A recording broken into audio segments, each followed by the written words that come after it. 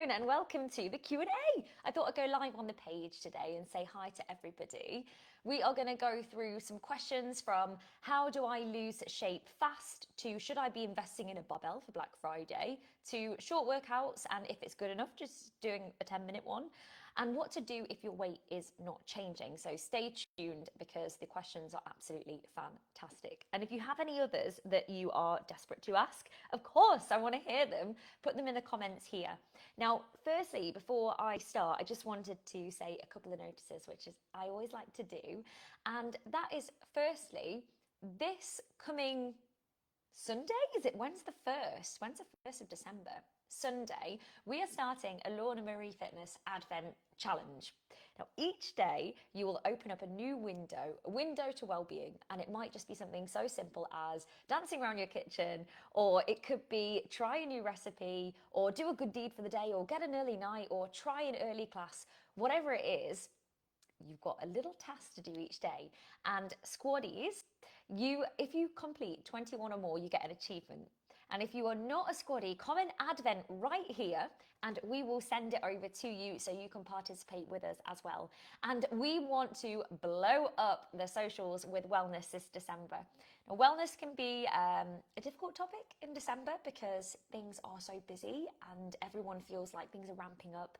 So we wanted to do something really fun and get everybody involved. So if you get involved, we want to see it. We want to see it. We want to see that evidence. And if you're a squaddie, like I said, 21 or more, hey, you're going to tick them off, 21 or more, and you'll get an achievement. Another notice as well is I've literally just come back, walked through the door from a very exciting corporate meeting. We are starting a brand new corporate wellbeing program in the new year with this particular company. And we're doing like a bit of a stage approach. So if your business is interested, say a lot of your employees, your colleagues aren't in a place where they're doing fitness right now, or they're wanting to make it a bit more of a focus, or maybe there's something in place but no one's really using it or it's not very interactive, get in touch because we do so many incredible things. And the great thing about working with, say, a company like us, like a small business, is the fact that we can tailor it to what you need. But not just that, it's that consistency of getting to know somebody and actually being heard and getting that constant feedback and adapting where needed, essentially, rather than being like a cookie cutter program and a different person each time. Yeah, you get a friendly face. This one here. Anyway, I think that's all from me for messages. Oh, no, it's not. We have 3 places left on our early bird retreat for Callum Hall. So if you're wanting to treat yourself for Christmas and, you know, it's Black Friday week, we've got 3 left on the early bird.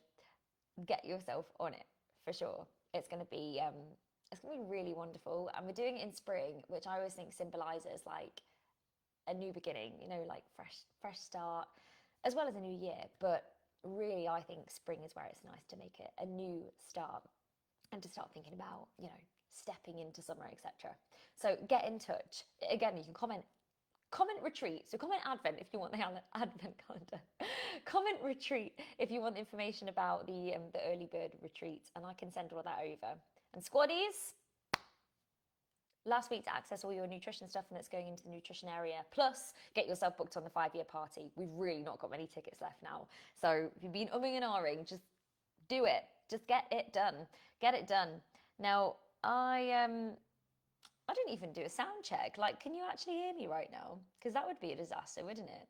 Let me just do a quick sound check. And in the meantime, let me know if you do have any questions for today. And I didn't even do a sound. I can hear myself. And we're going to get started. So I'm going to start off with, should I buy a barbell in the Black Friday deals? Absolutely. Yes, yes, and yes. The reason I would say buy a barbell over hand weights is because it's an investment in your health and fitness. But the reason the barbell is so great is because you can progressively load that weight in a safe manner. So you can get stronger, you can get better results from your workouts, you can really build that healthy tone in your body in a safe way. There's only so heavy you can go with hand weights, right? And when you start to go heavier, it can be difficult with the asymmetries. For example, a clean and press. If I've got a barbell and I lift a heavy barbell doing a clean and press, it is much safer than if I use two hand weights. My arms might be moving at slightly different times. There might be a bit of asymmetry going on there. Whereas a barbell, it's much safer to load the weight. Same with things like squat. There's only so much I can hold in hand weights right here on my collarbones doing a squat, whereas I can really, really load a barbell up and hold it at the top of my back. Therefore, I can lift heavier. I can put more stimulation, pressure through my muscles and get better results and get a better tone as a result. So yes, buy a barbell in the Black Friday deals. I am just getting back into exercise and doing 10 to 20-minute classes. Do I need to be doing 30-minute long workouts to hit the guidance goal? No, you don't. It doesn't matter how you reach the guidance goals. It just depends on when you've got time to work out, what your personal preference is, and where you're at, like what's realistic for you, what are your goals. You do not need to be doing 30-minute long workouts to hit the guidance goal. If you don't know what the guidance goals are, it is currently 150 minutes of moderate exercise per week or 75 minutes of vigorous. So moderate exercise could include things like walking, vigorous cleaning or gardening, Pilates, a step workout, a power walking workout, that kind of thing, that kind of vibe. Vigorous, you're looking more at your combat, your HIIT, your spin classes, your running, etc. So it's either or 150 minutes of moderate or 75 minutes of vigorous or a bit of both. So they're the current guidelines that you want to be hitting. If you are nowhere near that right now, anything is better than nothing. The amount of benefit you will get from doing 10 minutes as opposed to not doing that 10 minutes is major. The amount of benefit you will get from doing 2 lots of 10 minutes as opposed to doing nothing is even bigger. The amount of benefit you will get from doing 3 lots of 10 minutes on a Monday, Wednesday, then a Friday is massive as opposed to doing nothing or just one 10-minute set. It all makes a big difference and it all adds up. To a point, right? If you are somebody who is working out 6 times a week and you add one extra workout into the mix, the additional benefit you get from that one extra workout is nowhere near as great as that person getting the benefit from doing 0 to 10 minutes. So if you're in a place where you are not doing much right now, yes, yes, yes, and yes, it is so worth doing 10 minutes. And again, it doesn't matter how you match it up. Like if it works better for you to do Monday to Friday, following the live class timetable, do the 20-minute workouts with me, then you'll hit it. Or maybe it's doing the half nines and following them. Or maybe it's going on demand, doing your own mashup. Or maybe it's doing a few classes and then doing a few walks. Whatever it is for you, however you want to hit it is perfect. And if you're nowhere near that right now, by the way, I would say increase by 20% each week, roughly, or every other week. Increase what you're doing by 20% until you're reaching those guidance goals. I love all the holistic and strength classes and I'm so motivated to do them. However, I'm not a fan of cardio exercise. I just don't really enjoy it. Although combat and HIIT I don't mind as much. I walk every day at a fast pace for approximately 45 minutes, which is a form of cardio. In addition to this, would 2 cardio classes be sufficient each week? I don't have a weight loss goal. My goal is to strengthen and tone and improve my overall fitness and well-being. Thank you. Brilliant question. Really, really great question. Now, I would say, so if your goals are, it's not weight loss, it's just to strengthen and tone, it's great that you are really delving into those strength classes and that holistic is going to help with your mobility and also help promote recovery for the strength classes as well. But it's also to improve your overall fitness and well-being. So if you are doing a fast-paced walk, 45 minutes, yes, that is cardio. That is cardio. But if it's to improve your overall fitness and well-being, I would be putting a couple of sessions of more high-intensity stuff in there. Yeah, definitely. And I think sometimes it's not a case of, well, I don't enjoy it, so I'm not going to do it. It's a case of, well, you could try a different form of more vigorous cardio workout, see what you enjoy. And if you find that actually combat and HIIT, they're the ones that I really don't mind, you've got to think about why you're doing that. And if your goal is to improve your overall fitness and well-being, use that as your why you're doing it. Say, right, okay, well, my goal is to do that, so I'm going to make sure that I've got 2 of those in each week. They're going to be 20 minutes long. And just do it. Do it with that in mind, that you want to improve your overall fitness and well-being. So to improve your cardio fitness, yes, walking is fine, walking is great. But if you really do, if you are serious about improving it, I would include a couple of those in there. Maybe a hit and a combat, yeah, if you're saying you don't mind those as much. Or experiment with some other things. Or maybe even, do something like, okay, I'm going to work through the hits one by one, or go backwards. So do the most recent hit cardio and then tick them off as like a little list, like a checklist. That can be quite motivating in itself, and to do that kind of thing. So that would be my advice with that one. My weight isn't changing at all, which is getting me down, but I know that it could be to do with muscle. I'm changing shape very, very gradually, and I'm doing this to change shape and not weight. I'm feeling slightly more comfortable in my clothes, and I'm feeling a lot brighter and full of energy, which is fantastic. Should I be having a more nutrition focus? Oh my goodness me. So if we really get to the bare bones of this, what you're saying is your weight isn't changing, which is getting you down, but it's not about changing your weight for you, it's about changing your shape. So we need to think, right, what we need to do is step away from that scale. If that is not serving you in terms of your progress, get rid of it. The scale weight is a piece of data. And the problem that we have as a society is we attach our emotion to this piece of data. So we step on the scale and we determine then whether we're going to have a good or a bad day, whether we feel good or bad about ourselves, depending on what that number says. Which, when you think about it, is absolutely ridiculous, because that number can't tell you how your energy levels are. It can't tell you about your muscle to fat ratio. It can't tell you about your metabolism, how well you're sleeping, how much better you're showing up for everybody else because you're doing something for you, how you're doing better at work, how your relationship is improving, how your clothes are fitting differently, and how you're starting to get compliments on the fact that, hey, you're looking good, something about you. And then as time goes on, like, I can see, like, you've changed shape. What have you been doing? It's not always reflected in the scale weight. So it could absolutely be down to muscle. Like, if you are changing shape, chances are you're gaining more lean muscle mass, which is more dense than fat tissue. Meaning that, yeah, the scale weight might not be changing, but your body composition is, meaning that your muscle to fat ratio is much better, meaning you'll have more metabolic tissue, so your metabolism will be higher, you're going to be stronger, and you're already showing up better and full of energy.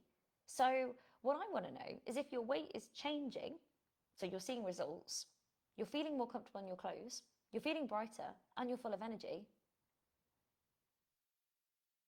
you're doing something right, right? So it depends on how you measure your progress. If you feel like things are going in the right direction in that, and they are your goals, continue with what you're doing right now.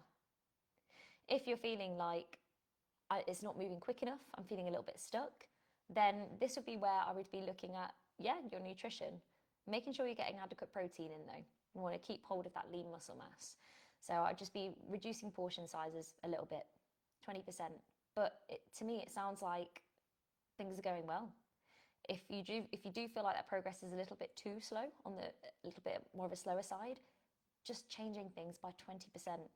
That might mean switching out a snack for, I don't know, if you have a couple of slices of toast and butter mid-morning, have a banana instead.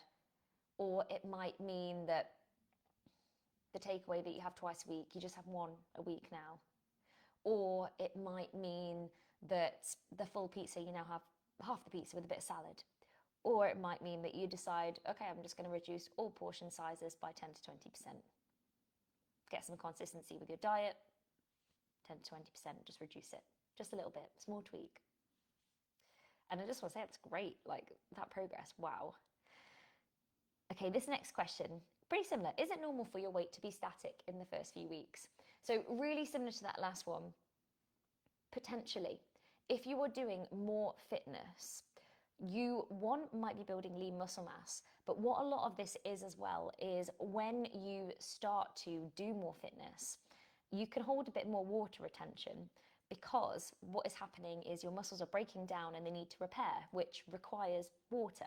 So you might find that your muscles are holding on to a little bit more water retention at the beginning, just as your body starts to adjust and get used to this kind of training. So yes, what I would do is say stick with it 3 or 4 weeks. If the weight has not changed, and make sure you're weighing yourself properly as well.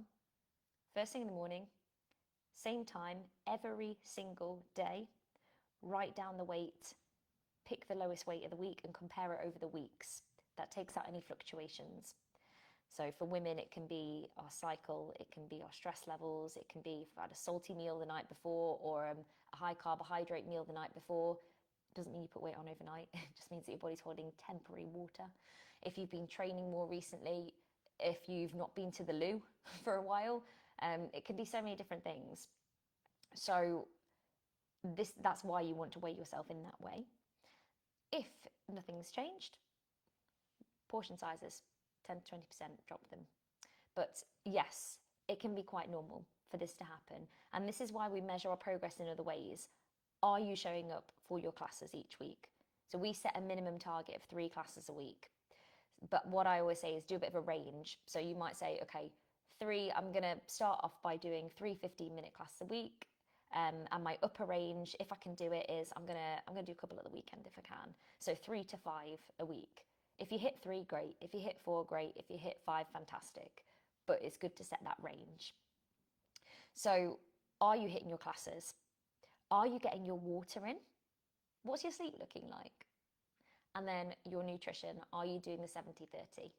So have a look at the nutrition area for that one.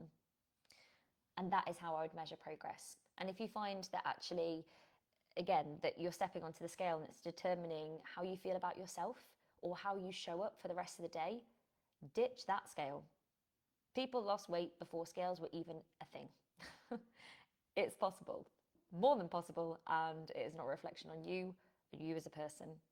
What a lot of people tend to do is they attach their emotion to it and think that they are fat, for example, when in actual fact, they just have a bit of excess stored energy. And it's about seeing it in a different way. So do you have a little bit of excess stored energy that needs removing, or are you telling yourself you are fat because you are not? Do you see what I mean, what I'm doing here? If it determines the way that you show up for the rest of the day, throw it out. Measure your core 4 and take progress pictures 6 to 8 weeks apart. And it's all about little tweaks. And that is the quick fix. And I'll talk about that in a moment. I know how important good sleep hygiene is, but I probably need to be accountable to staying in good habits with sleep as much as I do with exercise. Your ideas around good sleep routines would be very welcome. Okay, so I'm just going to talk about sleep in general here, and then a good sleep routine. So sleep's a really tricky one. So many people struggle with sleep for lots of different reasons, lots and lots and lots of different reasons. Now, the top tips for sleep in general are as followed. So some of them are more obvious, some of them maybe you've not tried yet, but kind of use it as a bit of a tick box. And one thing I would do as well, no matter, what you decide to do, whether this is related to sleep, exercise, nutrition, start with where you're at right now. What does your current routine look like right now? And make small tweaks and adjustments based on what that looks like right now. So just literally try 1, maximum 2 different things. And don't just try them for like 1 night or 1 week and be like, nah, didn't work for me. It needs to be done for like at least 3 or 4 weeks to then determine whether it actually works for you or not. And not just, I'll stick to it Monday, Tuesday, Wednesday, and then Thursday goes a bit pear-shaped. And then Friday, never mind, it's the weekend now. Saturday, it's the weekend. Sunday, I'll start tomorrow. Like, that's not consistent. I mean, if sleep's a real, struggle, we need to be consistent no matter the day, the day of the week. So, making sure the room is dark and cool. We sleep better when the room is cooler. Secondly, limiting screen time before you go to bed. So that's going to be no flicking through Instagram or Reels or TikTok or whatever your thing is, and maybe reading a book instead or doing something instead. It is going to be having your evening meal 2 to 3 hours before you go to bed, because you don't want to be having a big meal just before you go to bed. Unless you're a shift worker and you really can't help it, like of course you need to fuel your body. But if you can help it and you struggle with your sleep, 2 to 3 hours before you go to bed, because otherwise your body is going to be trying to digest the food and kind of ramping up the nervous system to digest your food, when actually what you want to be doing is kind of bringing things down a little bit and engaging more of the parasympathetic system, just to tell your body to relax and to shut down, as opposed to ramping things up and, you know, everything starting to digest and getting the almost like the cogs turning on that. And we want to be ramping things down. So there's another thing. Equally, don't go to bed super hungry. If you're really hungry before you go to bed, what about having like a banana or something, or a piece of toast, just to, yeah, to keep you not waking up in the middle of the night feeling hungry, because no one wants to do that. So that would be what I would do with that kind of thing. They're like the easy fixes, easy control. I would also find an actual routine that you can stick to, one that tells your body it's time to go to bed. So for some people that might be, I start off by, I have my bath, and then after my bath I have a cup of tea. After my cup of tea I then read a book for 15 minutes, and then I do a little bit of breath work or whatever, or meditation, and then I turn the light on and go to sleep. It doesn't have to be like that, but my point is making a routine that starts at least, well, really like an hour and a half, 2 hours before you go to bed, that is your general switch off routine. Like, what is your general switch off routine? Like, for me, for example, my laptop goes off. I will go and either get a bath or a shower, usually a shower. I don't really get many baths. I just prefer a shower. Anyway, irrelevant. I would go and get a shower, then I put my pajamas on. After I've done that, I'll make a decaf. And after I've done that, I will go and sit down and watch some TV with Will and Harvey. After I've done that, I will go upstairs, I will journal. And that is my little routine. And that tells my body and me that it is time to go to bed. So my body, literally, my brain just starts switching down as soon as that process begins. It might not look like that for you, but that's just an example of what you can do. And the top tip, really, consistency. Go to bed and wake up at the same time every day. Definitely the waking up as well. Because what happens is a lot of people think, oh, I haven't gone to bed on time, so I'm just going to lie in. And it doesn't quite work like that. Because then what you're doing essentially is well, a lot of people have like a big line at the weekend, so they're giving themselves jet lag, but you're just not ever going to get into that good routine. You almost have to bite the bullet a bit for the first 2 weeks and just get up, like get up, make yourself get up. And then when your head hits that pillow at night, by the end of the 2 weeks, you'll be like, woo, okay, time to go to bed. And you'll just basically kickstart this fantastic routine. So there's another tip. And also, some people swear by magnesium to get a deep night's sleep. I hope that's helpful. Does herbal fruit green tea count towards your daily water intake? Yeah, generally. I mean, I would say like anything that wasn't caffeinated, really. I mean, in all honesty, even things like cucumber could technically count towards a water intake, but it's very hard to measure that, right? So what I would say is, if you can, aim for 2.5 litres of water a day. If you really, really don't like water, what about some low sugar, no sugar squash? It's not perfect, but it's fine.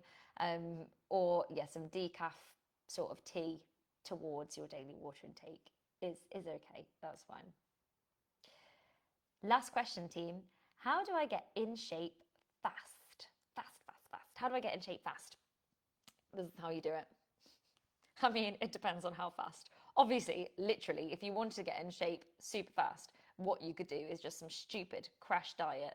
But the problem is, it's not a long-term fix. Like, you could eat barely anything, make yourself absolutely, utterly miserable, not give your body enough food or nutrients to flourish, for your skin to glow, to have enough energy, so you feel ratty and you start having to go at everybody. You could do that. Like, you might feel fine for the first 2 or 3 days, and then you really won't. And then everyone around you will feel it. And you'll also be messing up your hormones. So there'll be some stuff going on. which we don't want. We don't need it to be like that. And what we find as well with these quick fixes, these quick promises and quick fixes, is they're not quick fixes, because what happens is we do that. It's not sustainable. We either then think, oh, I just can't keep up with this. It's the weekend, I'm going to have X, Y, Z. And we go completely the other way because we've deprived ourselves. Or we get to the end of the course, whatever it is, quick fix, and we don't actually know how to eat anymore, or what to eat anymore, and how to eat sustainably moving forwards. So then what ends up happening is we try and eat quote unquote normal again and bang the weight back on. So then you're looking for the next quick fix and the next diet. So what ends up happening is these quick fixes to get in shape fast don't actually work and actually end up being a long fix. So the quick fix is the really unsexy bit at a time method.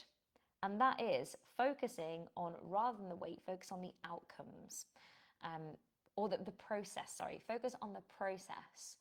And then you'll find that you lose weight on the way. Like, why do we want to lose weight fast? What is the goal? And if it's to feel absolutely fantastic and feel confident in yourself, guaranteed, that is absolute arrival fallacy right there, which is, we quite often have this goal in mind of, when I get to a certain weight, I will be happy again. Because maybe in the past that was the weight you were and you were happy at that weight, or you think you were happy at that weight. But chances are, if you could transport yourself back, there were probably certain parts of your body you didn't really like so much, or other areas in your life where you weren't so happy, but you associate that weight with being happy, or being confident, or being able to wear your clothes comfortably, or feeling great in them, or radiant, whatever that is. And quite often we have this goal in our mind, and that when we actually get there, all the things that we wanted to be, confident, happy, glowing, clothes fitting exactly how we wanted, they don't actually happen because we haven't done the work on the way, as in here. And we get there and we move the goalposts, then we want to do something else, and we're not quite happy with that, and maybe just a little bit more, or maybe now I need to tone, or maybe this. So what we need to do is focus on the journey and enjoying the journey, and we will get to the destination. But we won't get to the destination just by thinking of the destination and by stopping yourself from being happy on the way. You can find happiness, you can find confidence, and you can get clothes that fit your body fantastic on the way to where you want to go as well. You do not need to delay your happiness for some fictitious destination where you think all of your problems will be solved, because it's not a thing. So I'm just going to be real with you here. What you need to do is you really, really need to focus on the journey. And that is ticking off the boxes. And that is everything that we do in the 6-week course, and everything that you can reboot yourself back to as well. But that's the quick way. It's the quick way. It's a sustainable way. And it's the way that will make you feel the most fulfilled and happy. And we can absolutely help you do that. I hope that's helpful. Anyway, I'll just see if there's any questions, and then I will have to love you and leave you. But I hope you've enjoyed this. Okay, no questions for now, but any more, gang, just pop them onto the Q&A thread for next week. And I will love you and leave you. Have a wonderful evening, everybody, and I will see you in class tomorrow morning. Ooh, we're trying something new as well for December, because I appreciate everyone is super, super busy in December. So I wanted to try something different to make sure that you get your workouts in, and we're looking after you in December. Anyway, that poll is on the WhatsApp group, gang.